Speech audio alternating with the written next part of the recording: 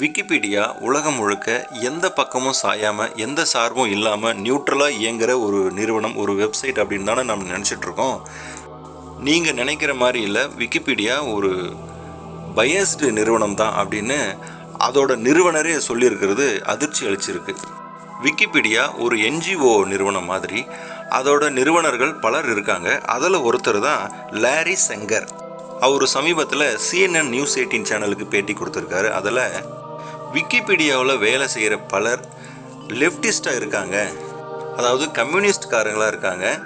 அதை நிர்வகிக்கிற பலரும் கம்யூனிஸ்டுக்காரங்க தான் அப்படின்னு ஓப்பனாக சொல்லியிருக்காரு. இந்தியாவுக்கும் ஹிந்து மதத்துக்கும் எதிரானவங்க நிறையா இருக்காங்க உள்ள அப்படின்னு சொல்லியிருக்கிறது பெரிய அதிர்ச்சியை ஏற்படுத்தியிருக்கு. இதையடுத்து விக்கிபீடியாவோட நிர்வாகிகள் லாரி சங்கரை நிறுவனத்திலேருந்து வெளியேற்றிட்டாங்க. விக்கிபீடியா மேலே அப்பப்போ விமர்சனங்கள் வந்தாலும் அப்படி இருக்காதுன்னு பலரும் நினச்சிட்டு இருந்த நேரத்தில் விக்கிபீடியா இந்துக்களுக்கும் இந்தியாவுக்கும் எதிராக செயல்படுதுன்னு அதோட நிறுவனரே சொல்லியிருக்கிறது பலருக்கும் ஒரு தெளிவை உண்டாக்கிடுச்சு. நிறைய வெளிநாட்டு நிறுவனங்களுக்கு இந்தியா மேலேயும் இந்துக்கள் மேலேயும் அப்படி என்ன தான் கோவம்னு தெரியல, அப்பாவி மக்களை டார்கெட் பண்ணுறதுலே இருக்காங்க.